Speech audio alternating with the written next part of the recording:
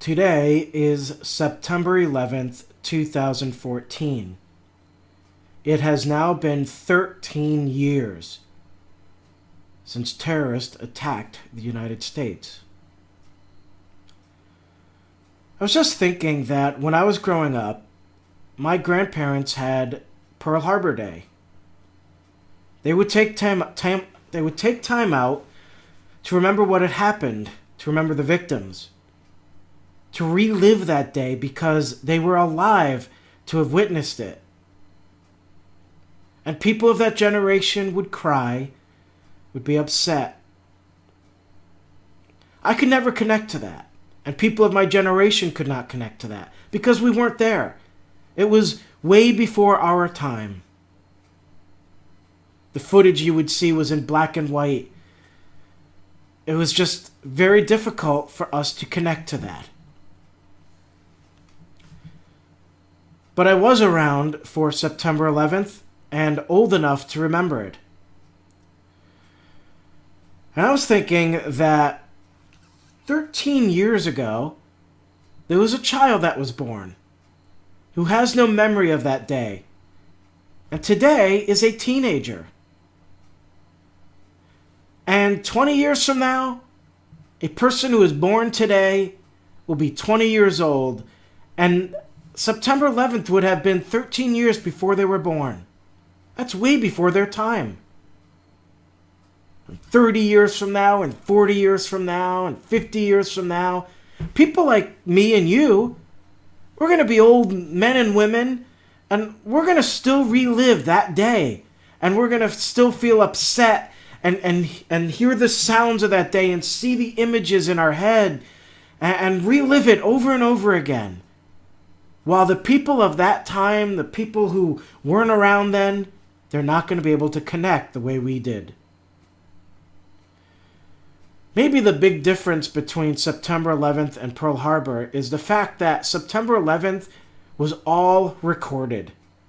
All of the events, everything that took place, from the first plane to the crash in Pennsylvania, it's all there.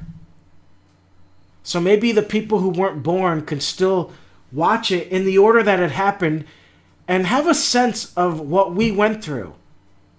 But they are watching history, recorded history. We were around for the real thing. And we know what it felt like, what we thought in our minds. So today I'm issuing a challenge. I don't know if a lot of you have ever thought about this, but all of us who are around then are part of history. We are the ones who will be telling the story of September 11th years from now. We are the ones who we saw it. We witnessed it. I think it's important for us to share our story. Where were you on September 11th, 2001? What were you doing? What were you thinking? Where were you in your life, and how did this change you? What did it feel like when it happened? So, make a video, record a piece of audio, write a blog post, and share your personal story. Because you may not think it, but it matters. It matters. All of our stories matter because we will tell the story of that day. The day that freedom itself was attacked. Today I'm going to share my story. I remember that particular week and the previous week very well because of some interesting events that happened in my life. The first one was there was an incident a few months before that where I had a piece of furniture, a family heirloom that I had restored. And I was so proud of this because nobody thought I could restore it because it was so bad. And I made the thing look beautiful. And I moved it to a new condo, and apparently they were cleaning up the next day right after I moved in and saw the piece of furniture down in the basement and thought, oh, that must be garbage. And they took a sledgehammer to it. And I was really upset by that because of the amount of work it took to restore that. So months later, in September, they ended up giving us a settlement check. And the check was between $1,200 to $1,600. So I started doing some thinking, like, what should I do with this check? And one of my thoughts was I should buy a new car, a new vehicle. At that time, I had a truck that was over 100,000 miles. It was starting to give me a lot of trouble. I was also concerned that, right at that moment in time, it was a good trade-in, that if I could at least get its value worth, it would be a good trade-in. But I was battling with this thought because I didn't want another car payment. At the same time, every day I'd been driving past this truck, my dream truck, that had all of the features I wanted, everything I wanted, and I kept driving by it every day, but always thought, like, because it was a brand new truck, I'm like, there's no way I can afford a brand new truck. There's no way. That thing's got to be like $30,000, $40,000. There's no way. So I decided to do a search online, and I'm looking online at vehicles and through dealerships and things like that, and that's when I come across this truck. And that's when I realized that this truck that's brand new and priced very low is the truck that I had been looking at. So I remember calling my friend and telling him about it and saying, I don't know if I should do this. I don't know. I've always wanted this thing. I've wanted this thing for years. But I don't know. I don't want a car payment. So he's just like, you know what? Why not just test drive it? Just go check it out and see. Maybe they'll be willing to make a good deal. You're just not going to know if you don't try. So I was like, you know what? You're right. And he goes like, well, what are you doing now? So I'm like, well, and he goes, I'm coming over. We'll go test drive it. All right, fine. It was a Thursday. He comes over, picks me up. We go over to the dealership. I'm excited. Get in, and I drive this thing, and it was perfect. It was perfect. And so I decided to sit down and see. It was one of those things I was just going to go and put the deal together, and then at the last minute, make my decision whether I wanted to do this. But I wanted to see what kind of deal I was going to get. So we go in there, and the first thing he says is, well, we're actually giving full book value right now for trade-ins. So your truck is about $4,500, so that's what we'll give you. So right then, I'm like, fantastic. I'm getting book value. That's great. Then the cost of the truck was $22,000, which was low as it was. But it was getting close to the end of the year. They wanted to clear it out so they could bring in the newer stock. So I was a little amazed by that low price. But before I could even haggle him a little more, he just dropped it even lower. And he goes, you know what? I'm going to knock $2,000 more off of that. I'm like, oh, okay, great. So now we're at $20,000 plus my trade-in.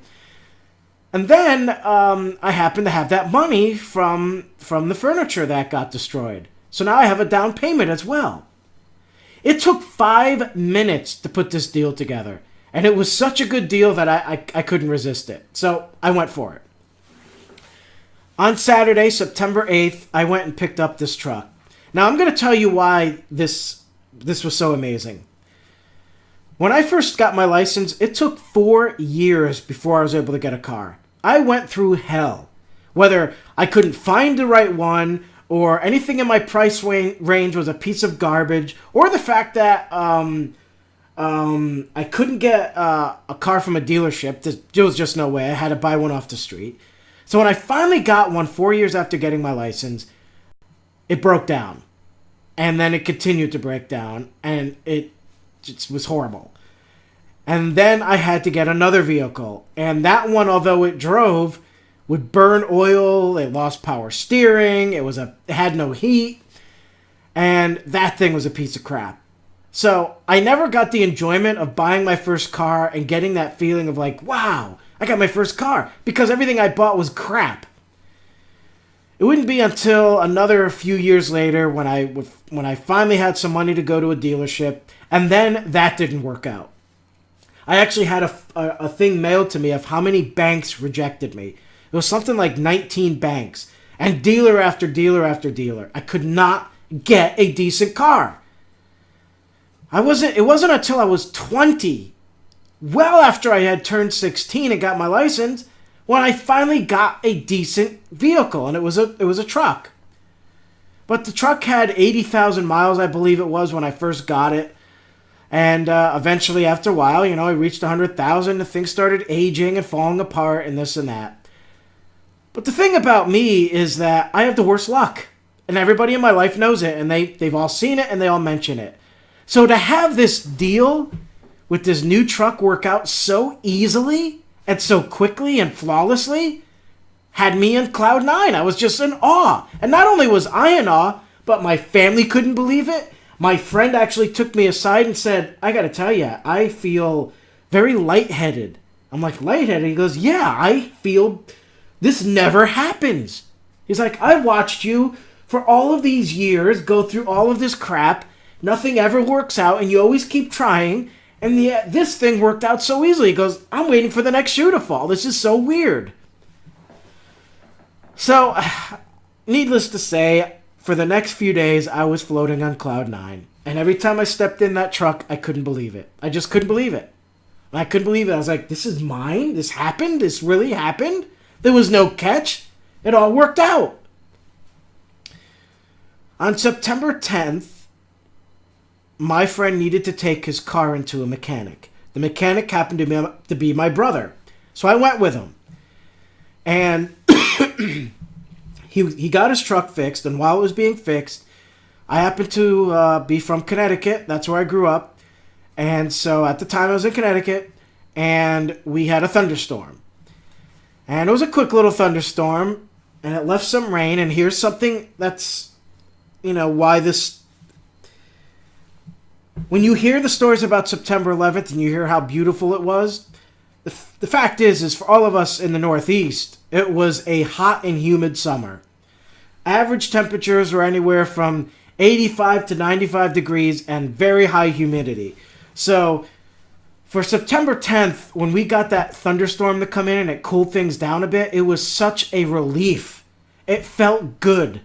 And I remember how suddenly that humidity started to clear that evening, and when the sun came through, seeing the mountains without all that fog and mist. But something else happened, and it still blows my mind to this day. While we were leaving my the mechanic where my brother worked, while we were leaving and we're driving down the road, the storm cleared and the sun came out. And while we're driving, my friend says, oh no, look at that. And he goes, it's a rainbow. And so I thought, well, that's a little weird. And I'm like, well, why is that a bad thing? And he goes, I don't think rainbows are good luck. And he's like, and not only that, but look, there's two of them. And so I look out, and sure enough, there were two twin rainbows right next to each other, with one just slightly askew from the other. So just like that.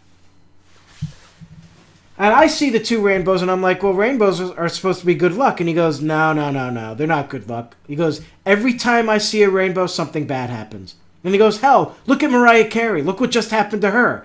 She releases that new album called Rainbow, and look what happens. She collapses. She has a breakdown of some sort. He goes, no. He goes, I don't like that. That's not good. Something bad's going to happen. I'm like, okay. And he's like, yeah. Oh, boy, that is not good. Now, he was a very paranoid person, so I didn't completely take him that seriously, but he just kept saying that. He was just like, oh, that's not good. That's not good. Oh, man. And a double rainbow? That means it's doubly bad. Oh, man.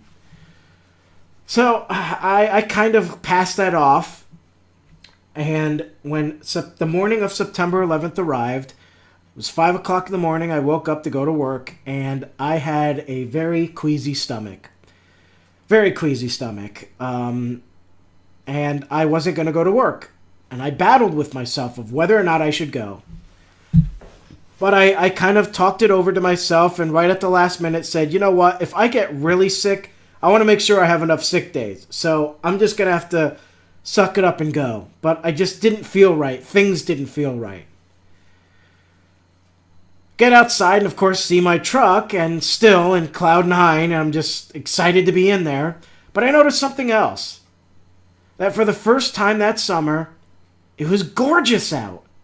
Now, I'm not saying it wasn't a beautiful summer, but I mean it was perfect. You couldn't get a better day. The temperatures were perfect. It was not cold, but not hot. It was just perfect. The sky was a deep blue color without a cloud in the sky. There was no humidity. It was just perfect. And so I thought, well, maybe this will turn out to be a decent day. I go to work, that queasy feeling's still in me. And whenever I walked to work, I would feel like as if someone jumped on my shoulders. That's how much I hated that job. It was just like, I'd walk through those doors and it was just like, bleh. So I go to work as normal, doing my thing. It's a normal day in there, hot inside the warehouse because they didn't have any windows or anything and the cool air wasn't coming in. So we would have our break time 8:45. So the bell goes off. I remember going outside and we would all line up on these steps and just kind of chat and talk.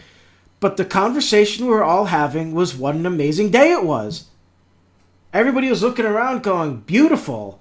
And not everybody spoke English there, so some of them were saying it in their language, but everyone was pointing out how amazing it was. And the sky. I'm telling you, I don't know if I've ever seen that shade of blue before. It was just perfect. For some reason, a couple minutes early, I decided to go back in. Don't know why. I don't know why I didn't milk that 10 minutes for all it was worth, but I walked back in. And that's when I noticed my coworker, the person who would work right next to me, listening to their headphones with this kind of interesting look on her face. And she's just like... So I see that, and I'm just like, wonder what that's about. Something intense. I sit down, and she goes, do you have your radio on? I'm like, no, I haven't turned it back on. She goes, an airplane just crashed into one of the Twin Towers. I'm like, what? She's like, yeah. Now, my first thought was that weekend, I think it was a hang glider or some small aircraft, actually crashed into the Statue of Liberty. Now, I don't believe anybody got killed or anything, but that was my thought, like, this is happening again within the same few days. I'm like, what a people? How could people not see a big building standing there or a giant statue? That was my thought. I didn't think this was as big as it was going to be. So I turn on my radio, and when they started talking, and things started to be more, well, it wasn't totally clear just yet. Nobody knew what kind of plane. But rumors were coming out that it was a 747. And when I heard that, I'm like, oh my God, that's not a little airplane. I'm like, how does a 747 crash into a building? How does that happen? The other thought were the people who were trapped in that floor. And that was another thought of mine. I'm like thinking, like, how are firefighters going to possibly get up there? I doubt they have ladder trucks that could get that high. And these are the thoughts going through my mind. The radio station that I listened to were people that I knew. They were one of the most popular radio shows in my state at the time, and I actually knew them. I hung out with them sometimes, and I'm listening to them, and I just knew their tone. These were people who were always funny, and I couldn't see what was going on, but they had monitors, and I knew it just had to be worse than what I was hearing because of just the way they were talking. And then I will never forget when their news director, she was their news director, and the tone of her voice when she shouted out, "Oh my God!" I still hear that in my head to this day. I just always hear it because that was the moment the second plane hit. And when she said that tone, and when she said it, it was like, and the other guys in the room, they all just started shouting out, okay, a second plane has just hit the building. And they're all like, oh my God, a second plane just hit the building. And right then and there, I shouted out to everybody around me, I said, we are under attack. I knew.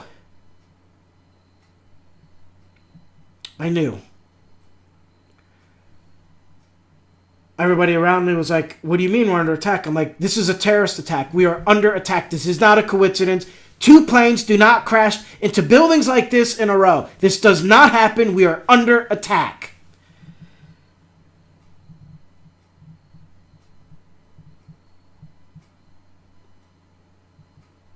I think everyone started to realize that. And that's when people started to panic. I could see the faces of everybody I worked with who didn't know what was going on just yet. That look, because my bosses came running out of the office and came to me, and they're like, "Are you hearing this? What's going on?" I'm like, "We're under attack." And they believed the same thing, and I'm like, this is bad. Everything changes after today. This is bad. And I could still see the look on all of the other employees' faces, just like, what's going on? Something, because everybody knew something wasn't right. The bosses immediately changed the company's radio station to the news channel, and we listened to everything unfold, and everybody else started to find out what was going on. And as it turned out, a lot of them had family members who lived in that district, who lived in the area of the World Trade Center, and they all started to freak out. They got on their cell phones. They could not reach their members. As you know, the cell phones weren't working. There was just too many calls going through, and so they were panicking. People were crying, and as everything unfolded over the radio, it was insane. It was insane.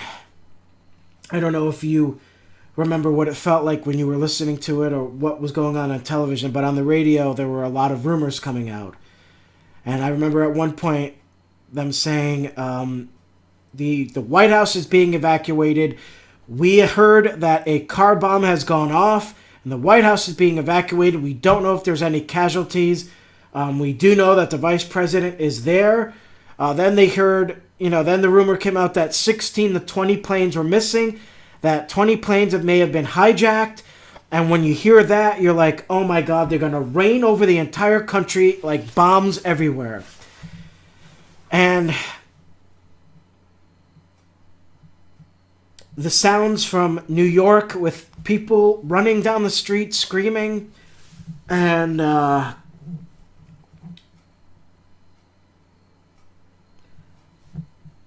it's hard to even explain what it felt like. It's just hard to explain it. Mostly shock. Like it's not happening. Like it's just not happening. And then the thoughts of how many people could be dead.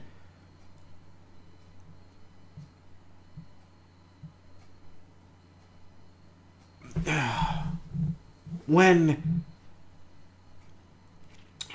before the first building went down, the workplace was in a panic. Nobody could concentrate. Nobody could work. The bosses couldn't do their job, so they decided they were going to shut down early and let everybody go. Or they were, at least at this point, before the first... I think they let everybody go after the first building collapsed. But they were trying to make a decision as to what to do. And I remember them coming to me and saying, look, why don't you just do all the shipping now? We're considering shutting down. There's no way any of us can get through this. There's just no way. So I'm doing that, and I didn't have access to my radio. I think my batteries went dead or something. And that's when my coworker yells out, one of the towers has just collapsed. One of the towers has just collapsed. And I was like, no way. She's like, no, they are now reporting that one of the towers collapsed. And I'm just like, no, no way. And I'm like, and we had heard about the firefighters running up the building and the police officers and everybody trying to get everybody out. And I'm thinking about that, and I'm like, no way. This can't be happening. And the amount of people that just got killed, I'm like, I couldn't comprehend it.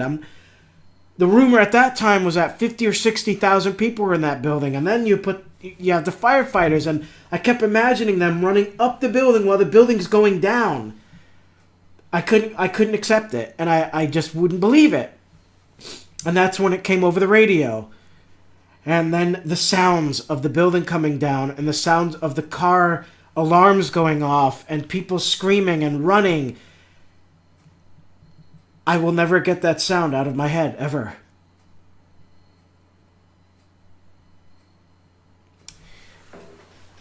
It was a very strange day, and the amount of emotions going through me, and I I say me, but I know most of us who lived through it were going through this. You have the emotion of shock. You cannot believe it's happening. You have the emotion of, my God, we are being attacked by evil. Freedom's being attacked. We're just innocent people. They're not attacking military, outlets or any of that, like some kind of I can't say the word, like some kind of war thing. They are attacking innocent people who are just going to work. People who wake up in the morning like I did this very morning and had breakfast and said goodbye to the kids and kissed their husband or wife, drove into work or took the cab or took a subway, went into their building and they were just going to do their job. And then at the end of the day, they were going to go home, maybe relax a little bit, have a late afternoon barbecue or something like that, and then go to bed. It was a Tuesday. Maybe watch whatever programming was on at that time.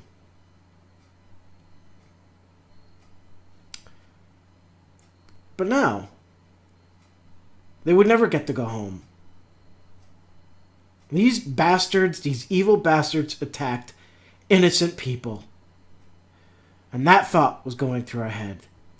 And the thought of, it all changes after this. It all changes. Now, I was never naive. I never believed that our country was safe. I believed it could happen. And I would sometimes get into arguments with people who would say, it will never happen here. And I'd say, don't ever say never. Don't ever say it. Don't ever believe that. But people did. They would believe it. Oh, it could never happen here.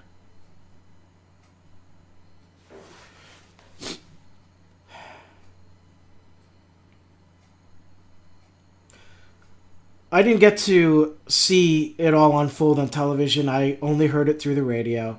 And then eventually, everybody was gone from the workplace, and I was one of the last there, so I didn't hear much of what was going on for the rest of the day. When I finally did get home, and it was such a weird feeling, because it was just so beautiful outside. And I was in Connecticut, not too far from New York City. There were places near me in higher elevations that could actually see the smoke from the buildings. But I would look up at that sky and it was perfectly blue. And any time, there were still, when they decided to ground all airplanes, there were still a few in the sky. And every time we heard one, we panicked. Because there shouldn't be planes up in the sky.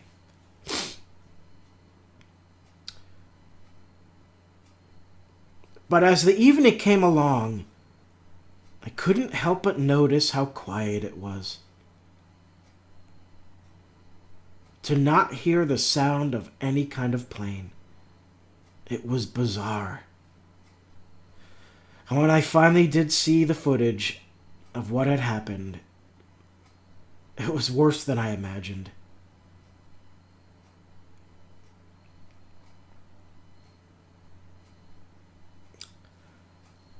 I don't know how most Americans felt that night, but I do know a lot of us were depressed. I remember just laying on my couch on the night of September 11th, not being able to function or do anything. I had such sadness in me. And I kept thinking about all the people who were killed. September 12th came along, and again, it was just so quiet. So quiet. It was just weird. And in work that day, nobody really spoke to each other. There were no joking. It was just a quiet day. I remember coming home and going back on the couch again. And by the time the evening came along, I just started telling myself and thinking so much about life. And how short life is. And how we just don't know. And I told myself, I need to change. I need to be better. I need to do something with my life. I need to grow, because you just never know. And then the stories started coming out about how how everybody was uniting.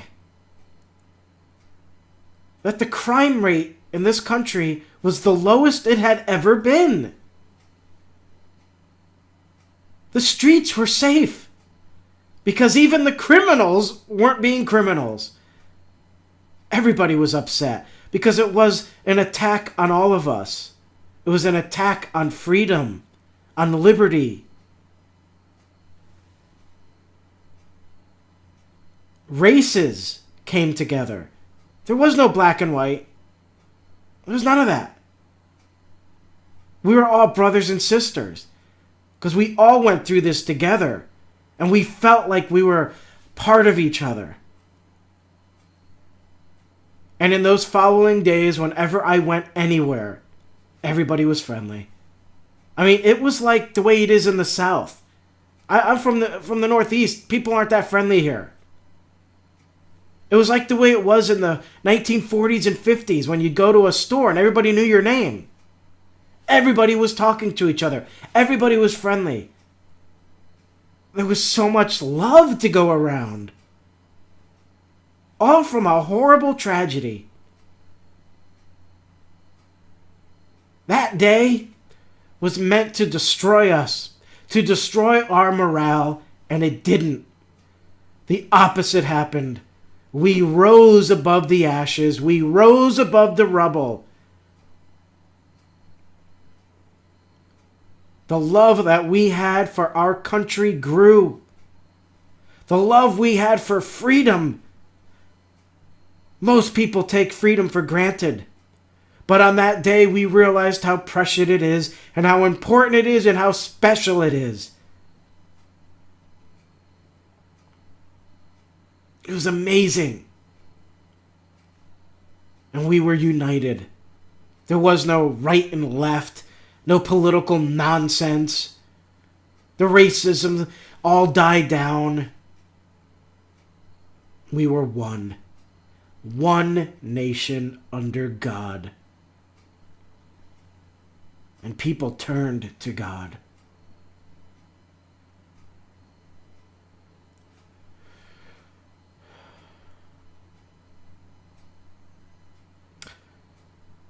I will never forget September 11th. I will relive it every year. I still own that truck. And every time I look at it, I am reminded of September 11th. And one of the things that I did, which was interesting, is when I bought that truck, I used to put flags on my truck. And I would put a flag at each window. And I didn't realize how significant that would become. Because soon after September 11th, people started buying flags. They wanted to show their unity and their patriotism, and everybody had flags on their cars. And the color of my truck is Patriot Blue, and whenever I look at it, it is the color the sky was on that day. I mean, it is the color the sky was. And so I always remember it. The truck, I don't know if I could ever get rid of that truck. It'd be so hard because it is part of me and a part of that day.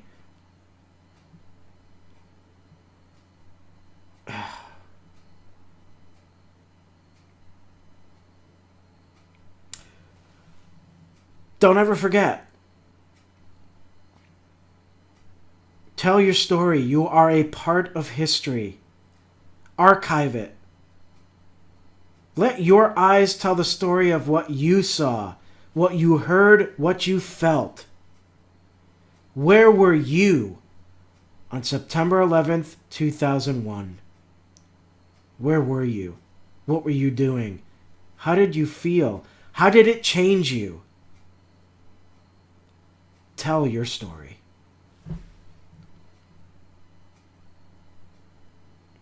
Thanks for watching.